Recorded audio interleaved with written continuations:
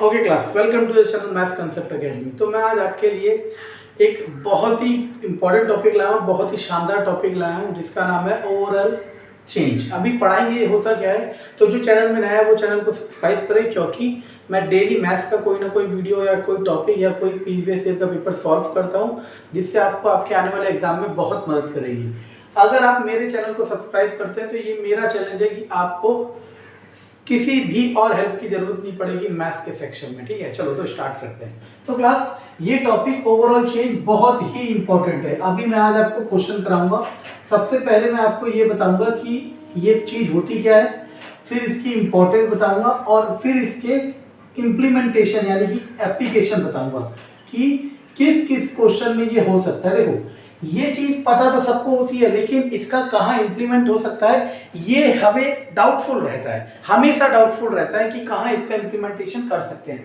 लेकिन मैं आज आपको सारे पे केसेस कराऊंगा जिसमें इसका इंप्लीमेंटेशन हो सकता है। तो ध्यान से देखना और लास्ट तक देखना, ठीक है ना। अगर सिर्फ टाइम पास के लिए देख रहे हो तो मत देखना, सीखने के लिए देख रहे हो तो देखना, क्योंकि स्किप मत करना, क्योंकि एक भी चीज एक दूसरे से इंटरलिंक होती है। तो चलो, सबसे पहले तो एक नाम दे दिया हमने, ओवरऑल चेंज।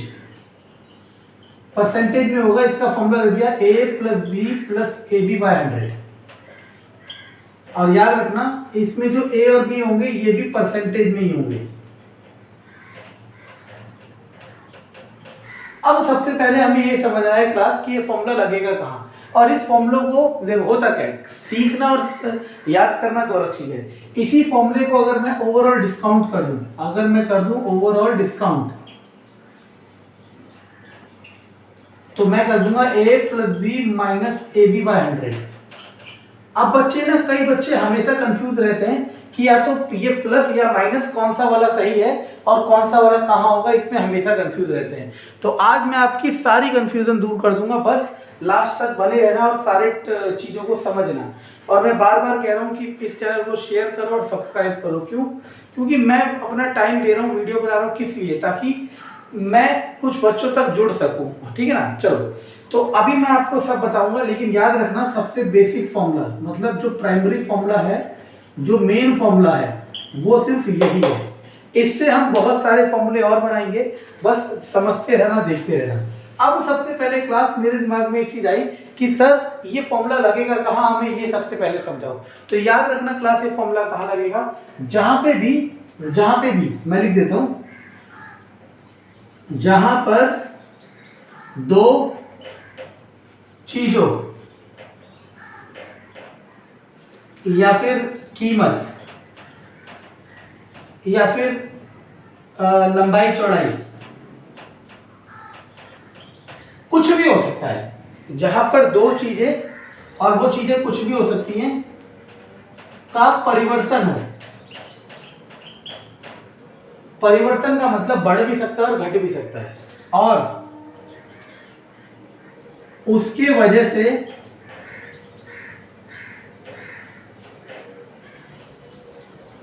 कुल परिवर्तन पूछे। इंग्लिश में where two quantities changes and the effect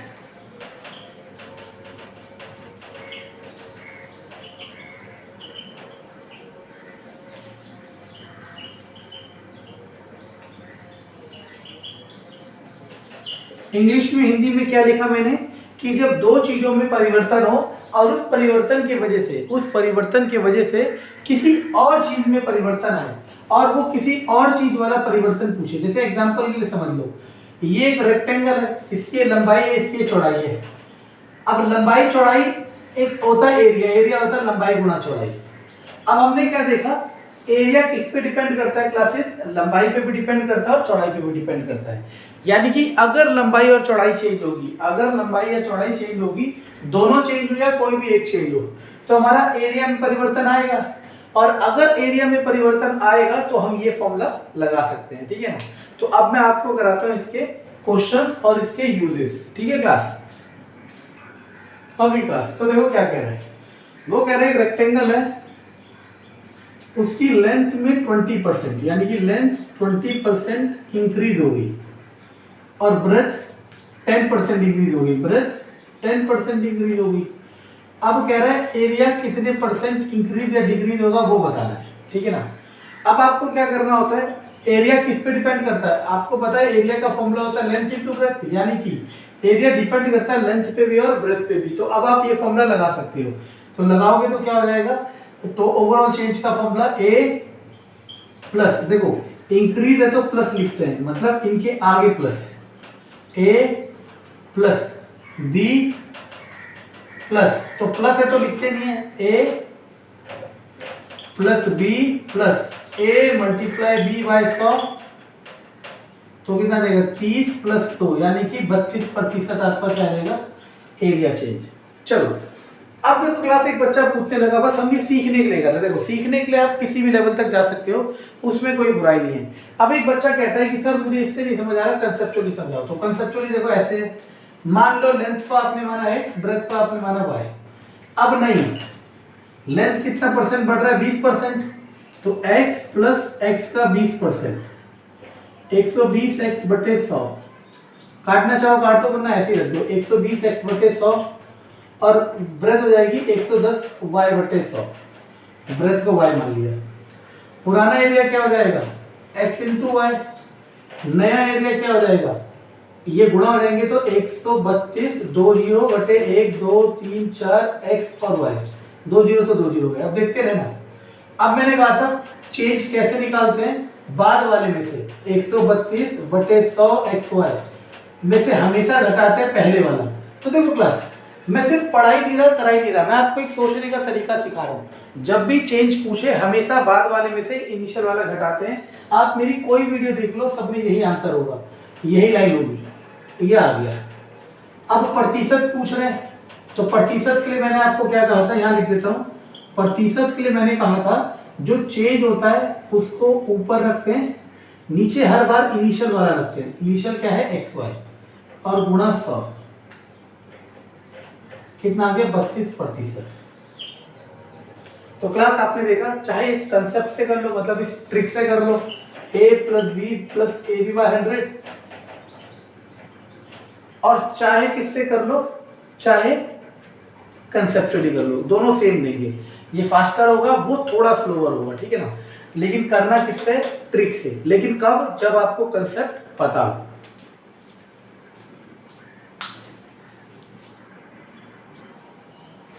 तो बच्चों लास्ट तक जुड़े रहना, लास्ट तक ये वीडियो पूरी देखना जो सीखना चाहता है मैथ्स पर्सनली।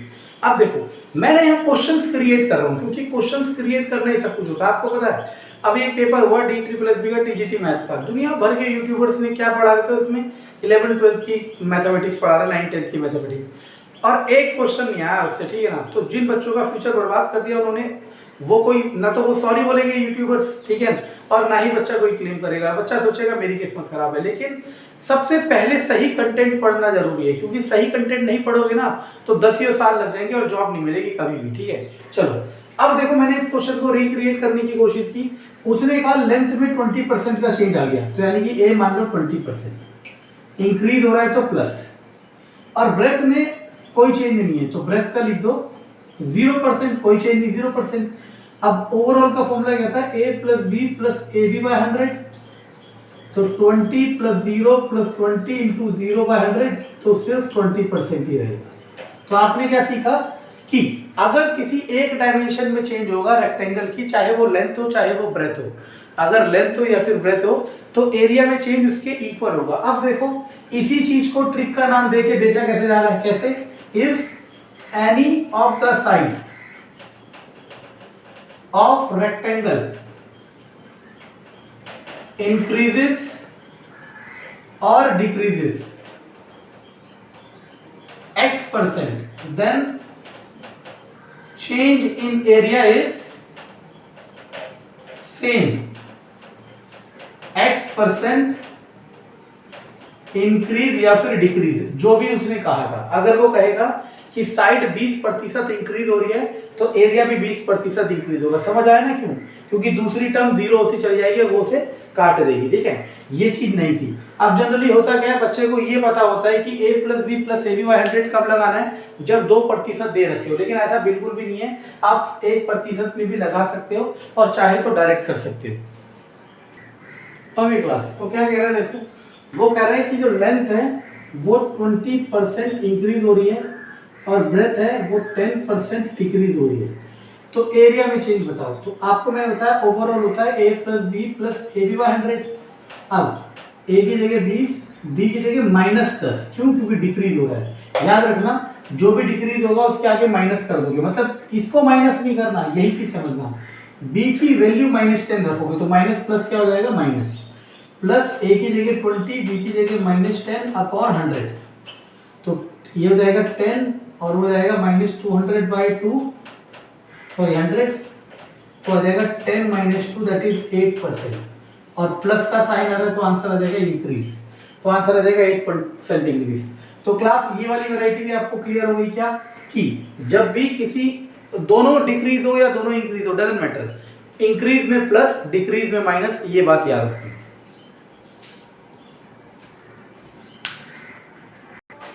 ठीक है क्लास, तो मैं बार बार कह रहा हूँ कि चीज़ों को समझोगे तो बहुत आगे तक जाओगे, नहीं समझोगे तो ऊपर ऊपर तैरते रहोगे। गहराई में जाने के लिए समझना बहुत जरूरी है। ठीक है, तो सुनना, अब उसने कहा स्क्वायर की साइड 10% इंक्रीज हो रही है। मानो ये स्क्वायर है, आपको पता है स्क्वायर की सभी साइड बराबर होती है, यानी कि अगर मैं इसे रेक्टेंगल जैसा समझ लूँ तो ये भी 10% इंक्रीज हो रही है और ये भी 10% इंक्रीज हो रही है। तो यहाँ पे भी ओवरऑल वाला फॉर्मूला लग सकता है a + b + ab/100, तो क्या आ जाएगा 10 + 10 + 10 × 10/100, 0 से 0 गया तो 21%। अगर आपको याद हो तो मैंने लास्ट टाइम एक दूसरा फॉर्मूला भी पढ़ाया था, क्या कि a2/a1 का होल स्क्वायर -1 × 100। तो देख लो, अगर पहली साइड स्क्वायर की 100 है तो दूसरी साइड कितनी हो जाएगी, 110। क्यों? क्योंकि 10% इंक्रीज हो रहा है। तो a2 की जगह 110, a1 की जगह 100 का स्क्वायर -1 × 100, तो काटोगे तो कितना आ जाएगा 121/100 - 1 × 100, तो आ जाएगा 21/100 × 100 यानी कि 21। तो आपने क्या देखा क्लास, दोनों से आंसर सेम आ रहा है। बस मैं यही सिखाना चाह रहा हूँ, जिस दिन आप इस लेवल तक पहुंच गए ना कि आपको सारी चीजें पता हो जाए कि ये सब चीजें सेम आंसर लाती हैं, और फिर उसके बाद आप अपना डिसीजन करो कि मुझे किससे करना है, तब आप एक सही स्केल पे पहुंच जाओगे।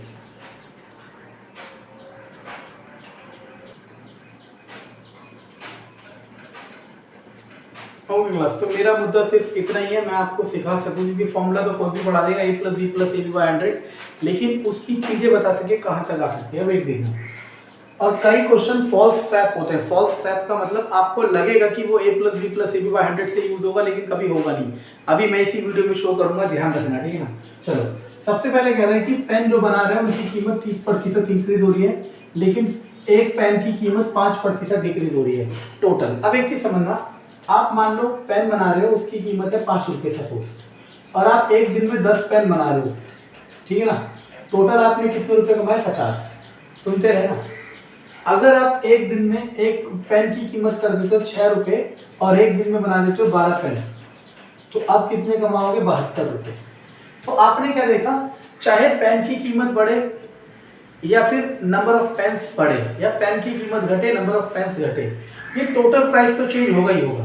और ये टोटल प्राइस, ये कुल कीमत किस पे डिपेंड करेगा, इन दोनों पे डिपेंड करेगा। और याद रखना, क्राइटेरिया यही है कि दोनों पे डिपेंड होना चाहिए, तभी जाके वो हमारा फॉर्मूला लग पाएगा। तो फॉर्मूला होता है a + b + ab/100। a की जगह कितना आ जाएगा 30, b की जगह -5 + 30 × -5/100, तो 25 और -150/100, तो 25 - 1.5, तो इसे माइनस कर दो, कितना हो जाएगा 23.5%। प्लस है तो इंक्रीज, यानी कि इसका जो टोटल प्रॉफिट जो सेल होगा वो इतना % इंक्रीज हो जाएगा। तो आपने देखा, बस आपको ये वाला कंसेप्ट समझना है कि अगर जो जिसका चेंज पूछ रहा है वो इन दोनों पे डिपेंड होता है। अभी मैं एक और चीज बताऊंगा, लेयर बाय लेयर हर चीज डिस्क्लोज करूंगा। पहली बात ये कि अगर इसका चेंज सॉरी टोटल कॉस्ट पूछ रहा है, अगर टोटल कॉस्ट इन दोनों पे डिपेंड करता है तो हाँ ये फॉर्मूला लगेगा। इसके बाद एक और पॉइंट है, अभी क्लियर करूंगा।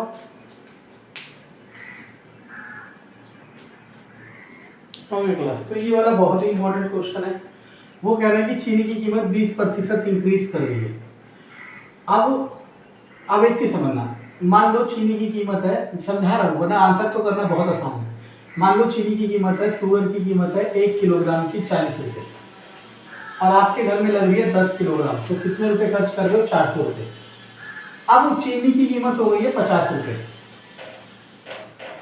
लेकिन वो ये कंडीशन सेट कर रहा है कि खर्च वो 400 रुपये ही करना चाह रहा है, तो अब कितने किलो लेगा? 8 किलो लेगा। क्यों? क्योंकि 50 किलो से 8 किलो, 50 रुपये को 8 किलो से गुणा करके 400 आएगा। ठीक है ना? अब सुनना, सेम क्वेश्चन यही है कि जो चीनी की प्राइस में इंक्रीमेंट है +20% है, लेकिन उसकी कंजप्शन में कितना डिक्रीज करें वो नहीं पता, उसे एक्स मान लो। कि ओवरऑल कंजप्शन मतलब ओवरऑल कंजप्शन रिमेन्स सेम, मतलब ओवरऑल कोई भी चेंज ना हो। जैसे 400 रुपये खर्च कर रहे थे पहले, तो अभी भी 400 खर्च कर रहे हो, कोई चेंज नहीं हो रहा, सेम ओवरऑल कोई चेंज ना हो। तो ओवरऑल का formula a + b + ab/100। a की जगह ओवरऑल की जगह 0 ही है, ओवरऑल का 0, a की जगह +20, 0 = 20 + x + 20x/100, उधर जाएगा -20 = हो जाएगा 120x/100। ठीक है ना? तो x के लिए 0 से 0 गया, तो x = -200/12 यानी कि -100/6 यानी कि -50/3%। और ये माइनस शो करता है कि क्या करना पड़ेगा? डिक्रीज, जो कि आपके क्वेश्चन में भी पहले से मेंशन कर रखा है। और क्लास, अगर कोई मेरा प्रॉफिट लॉस वाला फिर वाले टॉपिक में जाता है, मिक्सचर वाले में, तो मैंने ये वाले क्वेश्चन एक और मेथड से करा रखे। तो देखो यही चीज समझनी है आपने कि दोनों या तीनों या पांचों मेथड आपको पता होनी चाहिए, फिर आपको डिसाइड करना है कौन सा बेस्ट है। मान लो आपको ये पता ही नहीं है कि ये क्वेश्चन 5 तरीके से हो सकते हैं। आपने ए टीचर से पढ़ा, बी टीचर से पढ़ा, सी से, डी से, ई से, सारे टीचर अलग अलग मेथड पढ़ा रहे हैं। आप अपने दिमाग में घूमते रहोगे कि किससे करना है। ठीक है ना?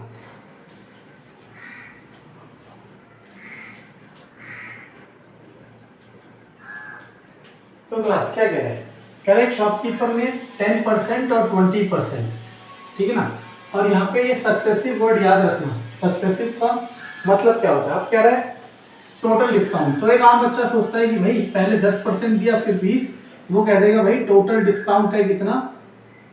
30%, जो कि गलत है। क्यों गलत है समझना। मान लो 100 रुपए की चीज थी, उसने 10% डिस्काउंट दिया, यानी कि 100 का 10% 10, तो कितने की होगी? 90। अब कितना डिस्काउंट दिया? 20%। 90 का 20% होता है 18, तो 18 डिस्काउंट दिया तो कितना बचा? 72 रुपये। यानी कि वो 100 रुपये की चीज 72 की होगी, तो कितने रुपए डिस्काउंट दिया? 28 रुपये। अगर आप शुरुआती 100 रुपये मान के चल रहे हो तो आंसर क्या हो जाता है? 28%। तो यानी कि आंसर आना चाहिए 28, लेकिन आप क्या लिख रहे हो? 23। और याद रखना, ये जो मेथड मैंने इस्तेमाल किया है, अगर कोई प्रॉफिट लॉस सीखना चाहता है अच्छे से कंपटीशन एग्जाम के लिए, फ्री ऑफ कॉस्ट, ऐसे बहुत टीचर हैं जो फ्री ऑफ कॉस्ट सारे यूट्यूब में फ्री ऑफ कॉस्ट ही डाल रहे हैं, लेकिन कंटेंट की बात है, किसका कंटेंट बेस्ट है और किसका थोड़ा सा लो है। ठीक है ना? तो मेरे प्रॉफिट एंड लॉस में मैंने सारे क्वेश्चन डबल तरीके से कराए, एक फॉर्मूले से और एक इससे। आप अगर दोनों से सीख जाते हो तो बहुत अच्छी बात है। ठीक है? अब सुनते रहना। यहाँ पे भी अब ओवरऑल डिस्काउंट का चेंज, ओवरऑल फॉर्मूला लगेगा a + b + ab/100। सबसे पहले आपको ये बात समझ आ गई कि 30 क्यों नहीं है? क्यों नहीं है? क्योंकि सक्सेसिव का मतलब ये होता है कि जो वैल्यू आ जाएगी उस पे फिर डिस्काउंट लगेगा। ठीक है? अगर ऊपर वाले पे ही लग रहा होता हर बार तो 30 ही आता आंसर। अब देखते रहना, एक ही जगह आपने लिखा 10 और डिस्काउंट के लिए आप माइनस लिखोगे, बस ये याद रखना। क्यों? क्योंकि डिस्काउंट हमेशा डिक्रीज हो रहा होता है, डिस्काउंट हमेशा डिक्रीज होता है, मतलब माइनस होता है। ठीक है ना?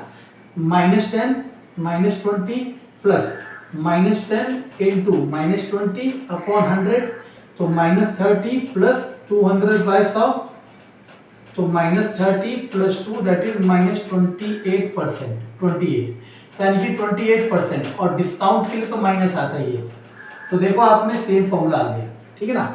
तो अब आपको एक चीज और समझनी है क्लास, अब देखो बच्चों के लिए आसान बनाई जा रही है, लेकिन मैं ये कह रहा हूँ ना, बच्चों के लिए अगर चीज़ें आसान बनाई जा रही है तो यार बच्चों को तो पता हो ना। एक मान लो आप एक पापा हो, ठीक है ना, वो आप अपने बच्चे के लिए साइकिल ले आए, ठीक है, आपने बताया नहीं कि साइकिल कहाँ छुपा रखी है और कह रहे हो कि मैं ले आया। लाने का तो तब फायदा है ना जब उसे बताया जाए। इसी तरीके से समझना मैं क्या कह रहा हूँ। इसी तरीके से डिस्काउंट वाले केस में फॉर्मूला हो जाता है a + b - ab/100। अब बच्चे को जब तक बताओगे नहीं ये फॉर्मूला कहाँ से आया तो बच्चा तो पागल बनता रहेगा। वो इस फॉर्मूले में और इस फॉर्मूले में अंतर ही नहीं समझ पाएगा कि भाई दोनों फॉर्मूले सेम है कि अलग है, क्या है। तो समझना मैं क्या कह रहा हूँ। आपने देखा डिस्काउंट हमेशा नेगेटिव होगा तो ए बी माइनस होगा और बी भी माइनस होगा। और यहाँ पे एक मिनट यहाँ कर देता हूँ, देखो ए भी माइनस होगा, बी भी माइनस होगा और ए बी माइनस बी भी माइनस और 100, तो -a - b + ab/100। इससे जो भी आंसर आएगा वो नेगेटिव आएगा, जैसे कि मैं आपको दिखा चुका हूँ। तो उन्होंने क्या कर दिया, साइन रिवर्सल कर दिया। साइन रिवर्सल का मतलब जो माइनस था प्लस, जो प्लस था माइनस। उन्होंने कहा भाई डिस्काउंट के केस में ये फॉर्मूला लगा देना और इससे आंसर आ जाएगा। अब आपने कहा ठीक है आंसर आ जाएगा। मानो मैं यही फॉर्मूला इसमें लगाता तो क्या होता, 10 + 20 - 200/100, तो 30 - 2 मतलब 28%। अब आप कहोगे सर ये नेगेटिव तो आया नहीं, वो आएगा क्यों नेगेटिव भाई, यहाँ हमने साइन रिवर्सल कर तो दिया। इसीलिए इस फॉर्मूले को जब लगाते हैं तो वो समझा देते हैं कि इसमें आंसर नेगेटिव नहीं आएगा। क्यों, आप समझ चुके हो, मैं आपको बता चुका हूँ।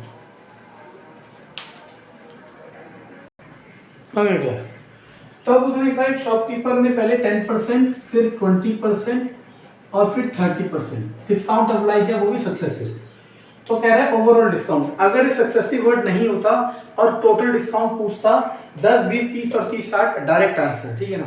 याद रखना सक्सेसिव के केस में देखो दो बहुत तरीके तो इतने मैं 5 तरीके से कर सकता हूँ। सबसे पहला तरीका तो वही, इसे ए इसे बी, इन दोनों का निकालोगे कितना आएगा 28, फिर 28 और 30 का निकाल दोगे तो कितना आ जाएगा, देखो a + b प्लस ये लेकिन डिस्काउंट में माइनस a × b/100। अब देखो बहुत आसान है, 0 से 0, 8 से 24, 4 84, 84 का 8.4 और वहां पे आ जाएगा 58, तो कितना आ जाएगा 49.6%। सबसे आसान तरीका मुझे यही लगा। क्या आंसर तरीका जो अभी हमने अप्लाई किया, a + b - ab/100। प्लस आपको क्या करना है, पहले किसी दो का निकालना है और जो आएगा उसे तीसरे के साथ दोबारा ले लेना है। ऐसे 4 होते मान लो, 1 2 3 4, तो इन दो का निकालते, इन दो का निकालते और जो आता उन दोनों का निकालते। अब आपको ये तरीका मेरे को लगता है समझ आ गया, ठीक है ना। दूसरे तरीके बहुत है मार्केट में, वो कहेगा भाई 100 रुपए की चीज है, 10% डिस्काउंट मतलब 10 रुपए कितने हुए 90, 20% डिस्काउंट मतलब 9 दूनी 18 रुपए, कितना हो गया 72, 30% डिस्काउंट तो 72 का 30%, तो कितना हो जाएगा, तो 3 दूनी 6, 3 7 21, 21.6, तो 72 में से 21.6 गया तो कितना मतलब 405, 50.4। अब 100 से 50.4 तो कितने का अंतर होता है, 49.6 का। तो आंसर क्या आएगा, सेम। सारे तरीके एक ही जगह आके मिलेंगे। अब आपको सोचना है कि आपको कैसे करना है, ठीक है क्लास।